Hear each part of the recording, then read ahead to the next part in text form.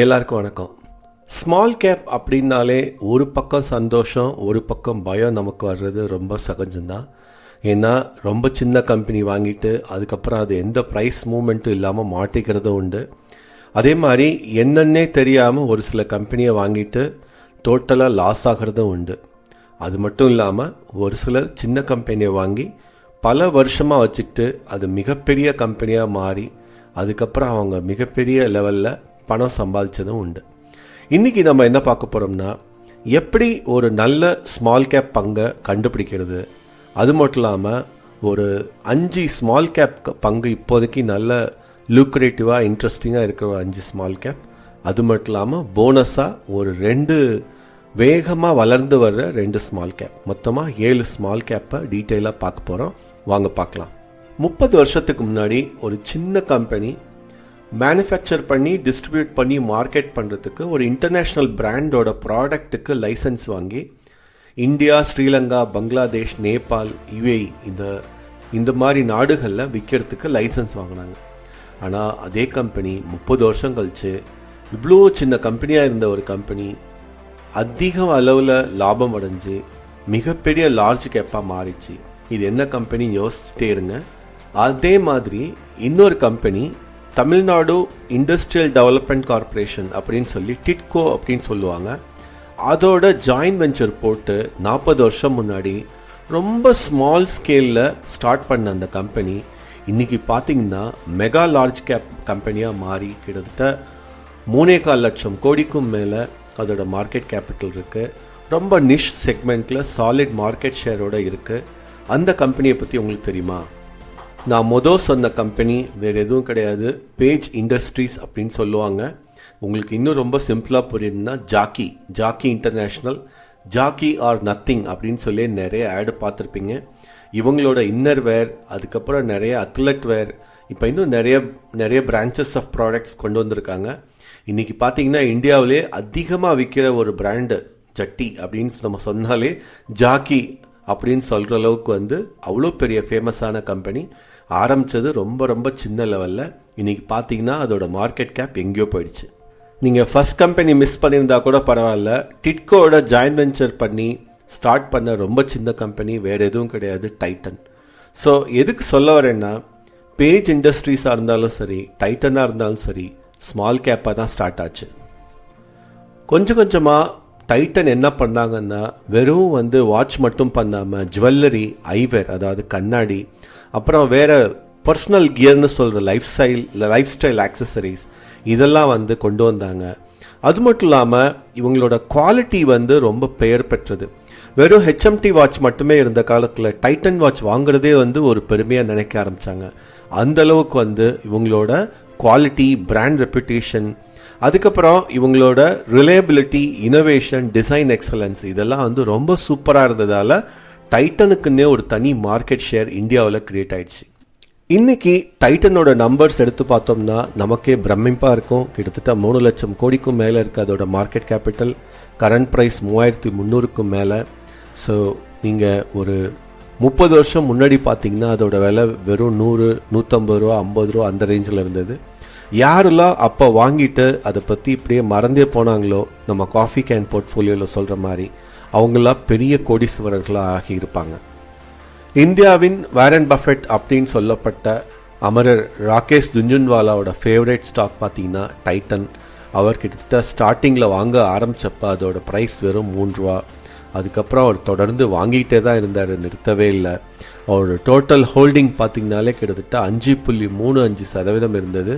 Total worth இந்த வருஷம் ஆரம்பத்தில் அவரோட ரேர் என்டர்பிரைசஸ், அவருடைய மனைவி மற்றும் அவருடைய டோட்டல் ஒர்த்து பார்த்திங்கன்னா கிட்டத்தட்ட 17,700 கோடிக்கும் மேலே. ஸோ ஏன் சொல்கிறேன்னா, ரொம்ப சின்ன கம்பெனியாக இருந்தப்போ ஐடென்டிஃபை பண்ண ஒரு கம்பெனி தான் டைட்டன். ராகேஷை பொறுத்த வரைக்கும் அதோட பொட்டென்ஷியல் பார்த்துட்டு அவர் தொடர்ந்து இன்வெஸ்ட் பண்ணிக்கிட்டே இருந்தார். டைட்டன் மாதிரி, பேஜ் இண்டஸ்ட்ரீஸ் மாதிரி 30-40 வருஷத்துக்கு முன்னாடி நிறைய கம்பெனிகள் இருந்தது. இன்ஃபோசிஸ் கூட ஒரு காலத்தில் 50 ரூபா 100 ரூபாய்க்கு கிடைச்ச கம்பெனி தான். ஸோ இந்த மாதிரி ஸ்மால் கேப்பு, இப்போ இருக்கிற ஸ்மால் கேப்பு கண்டுபிடிக்க முடியுமா? அது 10, 20, 30 வருஷத்தில் பல மடங்கு அசாத்திய வளர்ச்சி அடையிறதுக்கு சான்ஸ் இருக்கா அப்படின்னு கேட்டால் நிச்சயமாக முடியும். அதை தான் அடுத்ததாக நம்ம டீட்டெயிலாக பார்க்க போகிறோம். ஸ்க்ரீனர் ஒன்றே போதும் நமக்கு வந்து நிறைய விஷயங்களை கற்றுக்கிறதுக்கு. எனக்கு தெரிஞ்சு எந்த விதமான ஸ்டாக் மார்க்கெட் இன்வெஸ்ட்மெண்ட்டுக்கும் இருக்கிற பெஸ்ட்டு ஃப்ரீ டூல் எதுன்னு கேட்டால் ஸ்க்ரீனர் தான் சொல்லுவேன். ஏன்னா இதுலேருந்து நான் கற்றுக்கிட்டது ரொம்ப ஜாஸ்தி. சரி, நம்ம இப்போ வந்து மார்க்கெட் கேபிட்டல் முன்னாடியே சொன்ன மாதிரி ஒரு 500 கோடிக்கும் மேலே, அதே மாதிரி மார்க்கெட் கேபிட்டல் 5000 கோடிக்கும் கீழே அப்படின்னு எடுத்து பார்த்தாலே எவ்வளோ கம்பெனி இருக்குது? 1119 கம்பெனி இருக்குது. ஸோ இதில் நம்ம வந்து ஃபர்தராக ஃபில்டர் பண்ணணும். ஃபார் எக்ஸாம்பிள், நம்ம வந்து இந்த ஏர்னிங் பர் ஷேர் வந்து பாசிட்டிவாக இருக்கணும், ROE ROCE பாசிட்டிவாக இருக்கணும். ஏன்னா நமக்கு வந்து நிறைய வருமானம் கொடுக்குற நல்ல ஸ்மால் கேப்பாக தான் பார்க்கணுமே ஒழிய நம்ம அப்படியே வந்து சீப்பாக இருக்குது ரொம்ப கம்மியாக இருக்குதுன்னு வாங்க முடியாது. ஸோ அதனால் என்ன பண்ணலாம், நம்ம அடுத்தது EPS எடுத்துக்கலாம்.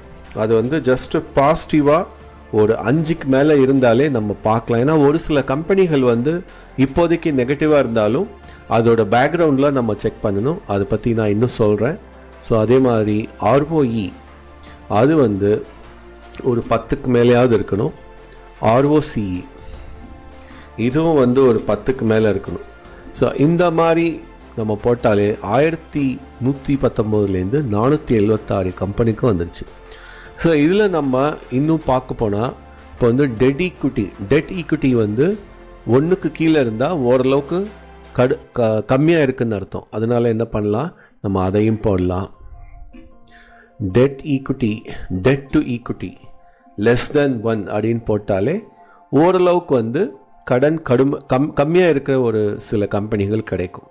அதுக்கப்புறம் நமக்கு வந்து முக்கியமாக இந்த பெக் ரேஷியோ பார்த்தோம்னா இப்போதைக்கு என்ட்ரி பாயிண்ட் இருக்கா இல்லையா அப்படிங்கிறது ரொம்ப முக்கியம் இல்லையா.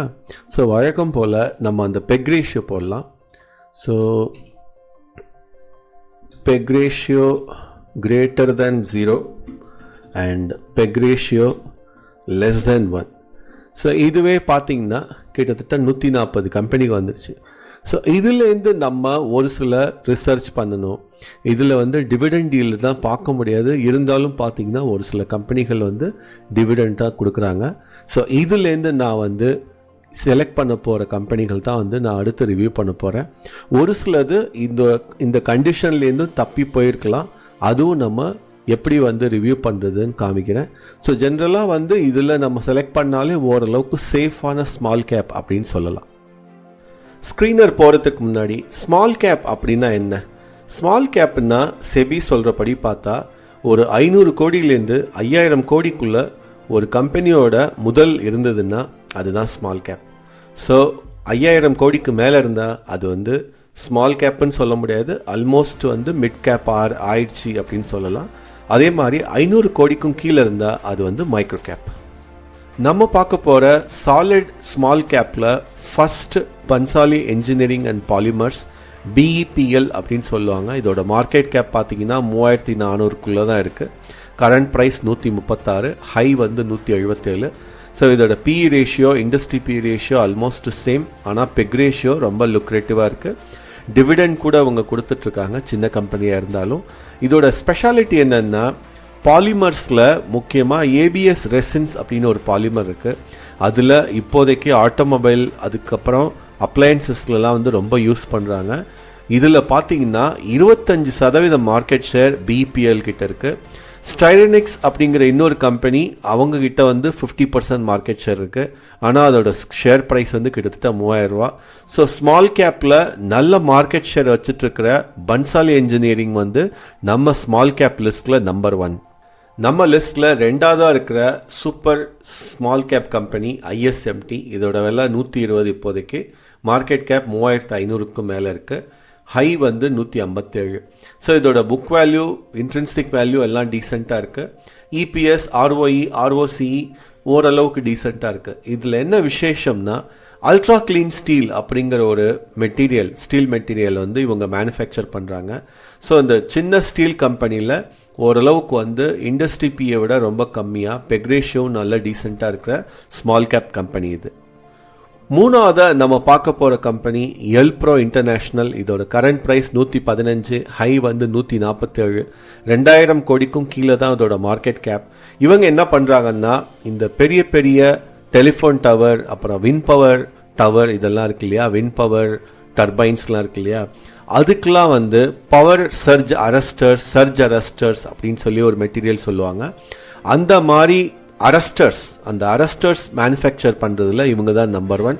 கிட்டத்தட்ட இவங்க மட்டும்தான் வந்து ஜாஸ்தி மார்க்கெட் ஷேர் வச்சுட்டு இருக்கிற ஒரு கம்பெனி. இவங்க அது மட்டும் இல்லாமல் ஒரு சில ரியல் எஸ்டேட் பிஸ்னஸும் பண்ணிட்டு இருக்காங்க. ஸோ இப்போதைக்கு இதோட பெக் ரேஷியோ ரொம்ப லுக்ரேட்டிவாக, ரொம்ப இன்ட்ரெஸ்டிங்காக இருக்குது. பி ரேஷியோ ரொம்ப சீப்பாக இருக்குது. இதோட புக் வேல்யூ அப்புறம் இன்ட்ரின்சிக் வேல்யூ ரெண்டுமே ரொம்ப அட்ராக்டிவாக இருக்குது. ஸோ இபிஎஸ் ROE ரொம்ப கம்மியாக இருந்தாலுமே இது வந்து நல்ல ஒரு ஸ்மால் கேப்னு சொல்லலாம். உங்கள் வாட்ச் லிஸ்ட்டில் வச்சுக்கோங்க.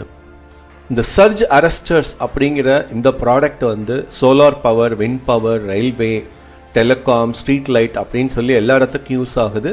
இதை தான் வந்து இந்த எல்ப்ரோங்கிற கம்பெனி வந்து மேனுஃபேக்சர் பண்ணுறாங்க.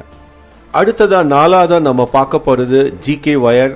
இந்த கம்பெனி பார்த்தீங்கன்னா galvanised cables, galvanised power transmission wires இதை வந்து மேனுஃபேக்சர் பண்ணுறாங்க. ரீசெண்டாக ரொம்ப பெரிய அளவில் வந்து எக்ஸ்பேன்ஷன் பண்ணியிருக்காங்க. ஸோ இது வந்து ஒரு மைக்ரோ கேப்லேருந்து ஸ்மால் கேப்பாக ஆன கம்பெனி. அதனால வந்து ரொம்ப கேர்ஃபுல்லாக கவனிக்கணும், அவசரப்பட்டு வாங்கக்கூடாது. ஆனாலும் இதோட ROC பார்த்தீங்கன்னா ரொம்ப சூப்பராக இருக்குது. ROE கிட்டத்தட்ட 42, ROC 35 கிட்டத்தட்ட. ஸோ இதோட புக் வேல்யூ ரொம்ப நல்லா இருக்குது, இன்ட்ரின்சிக் வேல்யூ டீசெண்டாக இருக்குது. ஸோ எப்படி பார்த்தாலும் இதோட பி ரேஷியோ, பெக் ரேஷியோ ரொம்ப அட்ராக்டிவாக இருக்குது இப்போதைக்கு என்ட்ரி லெவல். ஆனாலும் வந்து இது வந்து ரொம்ப சின்ன கம்பெனி அப்படிங்கிறதால கொஞ்சம் கவனிச்சுக்கிட்டே தான் இருக்கணும். இதோட ஃபினான்ஷியல் புக்ஸ் எல்லாம் பார்க்கறது ரொம்ப ரொம்ப முக்கியம். 5ஆவதா ஃபைனலாக நம்ம லிஸ்ட்டில் இருக்கிற கம்பெனி ரட்டன் இந்தியா என்டர்பிரைசஸ். இது இப்போதைக்கு 64 ரூபாய்க்கு ரேஞ்சில் கிடைக்குது. கிட்டத்தட்ட வந்து ஒரு 50% வந்து கம்மியாக இருக்குது ஹைலேருந்து. அது மட்டும் இல்லாமல் இப்போதைக்கு பி ரேஷியோ ரொம்ப சீப்பாக இருக்குது, பெக் ரேஷியோ நல்லா இன்ட்ரெஸ்டிங்காக இருக்குது. ஆனாலும் ROE வந்து நெகட்டிவாக இருக்குது. அப்படி இருக்கும்போது இதை எப்படி வந்து நீங்கள் வந்து நல்ல ஸ்மால் கேப் அப்படின்னு சொல்கிறீங்க அப்படின்னு கேட்கலாம். அதை நான் வந்து டீட்டெயிலாக இதோட பிஸ்னஸை சொல்லும்போது எக்ஸ்பிளைன் பண்ணுறேன், உங்களுக்கே புரியும். ரட்டன் இந்தியா அப்படிங்கிற இந்த ஸ்மால் கேப் கம்பெனி பற்றி எனக்கு ரொம்ப ஆர்வம் வரதுக்கு காரணம், இவங்க வந்து one of the drone manufacturers. இவங்க இந்த ஏரோஸ்பேஸ் சிஸ்டம்ஸுக்கு நிறைய விதமான ட்ரோன்ஸ் மேனுஃபேக்சர் பண்ணி தராங்க. ஸோ இது வந்து ஒரு முக்கியமான பிஸ்னஸ். அதுக்கப்புறம் இவங்க வந்து விஃபின் அப்படின்னு சொல்லி நிறைய லோன் கொடுக்குற விஷயங்களுக்கு வந்து பிளாட்ஃபார்முக்கு வந்து நிறைய ஜாயின்ட் வெஞ்சர் மாதிரி வச்சுருக்காங்க.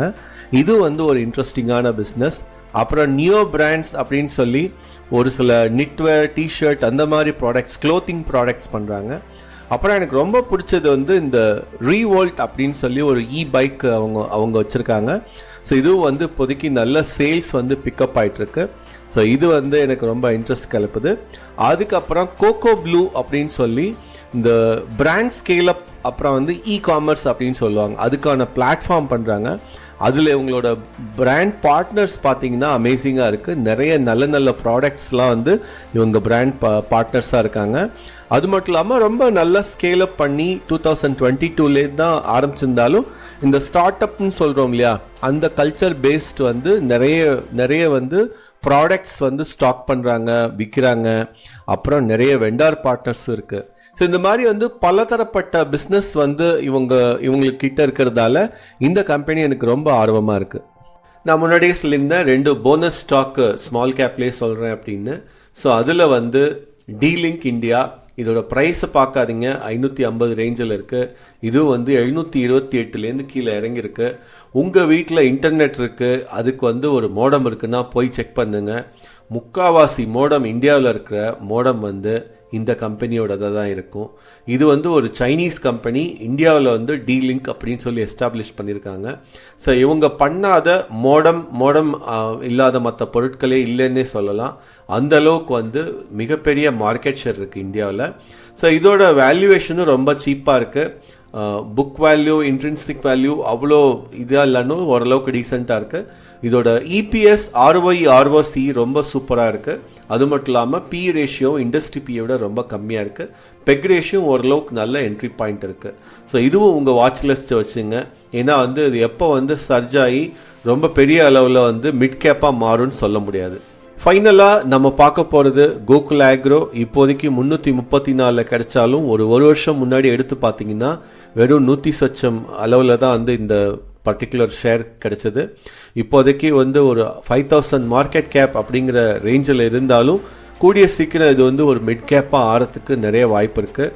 இப்போதைக்கு இதோட பெக் ரேஷியோ ரொம்ப லூக்ரேட்டிவாக ரொம்ப சீப்பாக இருக்குன்னு சொல்லுவேன். அதுக்கப்புறம் இதோட இபிஎஸ், ஆர்ஓஇ, ஆர்ஓசி எல்லாமே சூப்பராக இருக்குது. இவங்களோட இன்ட்ரென்சிக் வேல்யூவும் ரொம்ப டீசெண்டாக இருக்குது. ஸோ இவங்களோட பிஸ்னஸ் பற்றி நீங்கள் தெரிஞ்சுக்கிட்டிங்கன்னா உங்களுக்கு இன்னும் நல்ல கான்ஃபிடென்ஸ் வரும். ஏன் வந்து இந்த ஸ்டாக்கை ரிவ்யூ பண்ணுறேன் அப்படின்னு நெக்ஸ்ட் பார்க்கலாம். கோகுல் ஆக்ரோ ரிசோர்சஸ் அப்படிங்கிற இந்த கம்பெனி எனக்கு இன்ட்ரெஸ்டிங்காக ஏன் தோணுச்சுன்னா, இவங்களோட ப்ராடக்ட்ஸ் வந்து ரொம்ப தெரிஞ்ச ப்ராடக்ட்ஸ் தான். எடிபிள் ஆயில், அதுக்கப்புறம் நான் எடிபிள் ஆயில், ஃபீட் மீல், இந்த மாதிரி 3 கேட்டகரியில் இவங்க நிறைய ப்ராடக்ட்ஸ் பண்ணுறாங்க. ஸ்பெஷாலிட்டி ஃபேட், ஆயில் இதெல்லாம் எடுக்கிறாங்க. ஸோ எனக்கு ரொம்ப இன்ட்ரெஸ்டிங்காக இருந்தது. இவங்களோட பையர்ஸ் பார்த்தீங்கன்னா மிகப்பெரிய கம்பெனிகளாக இருக்குது. பார்த்தீங்கன்னா இந்த அமுல், காட்ரேஜ், எல்நார், அதுக்கப்புறம் வேறு சில கம்பெனிகள் கூட இவங்களோட மிகப்பெரிய கஸ்டமர்ஸாக இருக்காங்க. ஸோ இந்த மாதிரி பெரிய கஸ்டமர்ஸ் இருந்தாலே இவங்களுக்கு வந்து தொடர்ந்து பிஸ்னஸ் கிடைக்கும். அது வந்து எனக்கு வந்து ஒரு சின்ன கம்பெனி மேலே நம்பிக்கை வரதுக்கு முக்கியமான காரணம். அப்புறம் இவங்களோட ப்ராடக்ட்ஸும் பார்த்தீங்கன்னா ரொம்ப நல்ல போர்ட்ஃபோலியோ ஆஃப் ப்ராடக்ட்ஸ் இருக்காங்க. ஏன்னா வந்து ஜஸ்ட் வந்து ஒரு சில ஆயில் மட்டும் இல்லாமல் வனஸ்பதி அந்த மாதிரி இல்லாமல் castor oil, coconut oil, groundnut ஆயில்னு சொல்லி எல்லா விதமான ஆயிலும் வந்து மேனுஃபேக்சர் பண்ணுறாங்க. அதுவும் ஒரு சில பிராண்ட் நேம்ஸும் வந்து ரொம்ப நல்லா பாப்புலர் ஆகிட்டுருக்கு. ஸோ அதுவும் நீங்கள் வந்து இந்த ப்ராடக்ட்ஸில் போய் பார்க்கலாம். உங்களோட ஸ்பெஷாலிட்டி கன்சியூமர் ப்ராடக்ட், இன்ஸ்டிடியூஷனல் ப்ராடக்ட்ஸ்லாம் பார்த்தீங்கன்னா ரொம்ப நல்லா பாப்புலர் ஆகிட்டு வருது. ஸோ அதெல்லாம் தான் வந்து இந்த பர்டிகுலர் கம்பெனி மேலே எனக்கு வந்து ஒரு பெரிய இன்ட்ரெஸ்ட் வந்தது. இவங்களோட இந்த பாம் ஆயில் அப்புறம் பாம் ஒலின் இது ரெண்டுமே வந்து எல்லா விதமான பெரிய பெரிய கம்பெனிகள், அதாவது அமுல், காட்ரேஜ் மாதிரி கம்பெனிகள் வாங்குறாங்க. நிச்சயமா இந்த ஸ்டாக் ஏழையும் வந்து உங்க வாட்ச் லிஸ்ட்ல போடுங்க. அவசரப்பட்டு வாங்காதீங்க. This is definitely not a buy or sell recommendation. அதனால ரொம்ப கேர்ஃபுல்லா இருங்க. ஏன்னா ஸ்மால் கேப்ஸ், மைக்ரோ கேப்ஸ்லாம் வந்து நிறைய ரிஸ்க் இருக்கிற ஒரு இன்வெஸ்ட்மெண்ட். அதனால தான் திரும்ப திரும்ப சொல்றேன். ஸோ இந்த வீடியோ நிச்சயமா உங்களுக்கு வந்து யூஸ்ஃபுல்லா இருக்கும் அப்படின்னு நம்புறேன். தேங்க்யூ ஃபார் வாட்சிங். Please like, share, subscribe and also share your feedback. உங்களோட இன்புட்ஸ்லாம் வந்து ரொம்ப இன்ட்ரெஸ்டிங்காக இருக்குது படிக்க. அதனால் உங்கள் இன்புட்ஸ்லாம் வந்து கமெண்ட் செக்ஷனில் நிறைய சொல்லுங்கள். ஏன்னா வந்து அதுதான் எனக்கு வந்து அடுத்து என்ன பண்ணணும் அப்படிங்கிறது வந்து கிளாரிட்டி கிடைக்குது. நன்றி.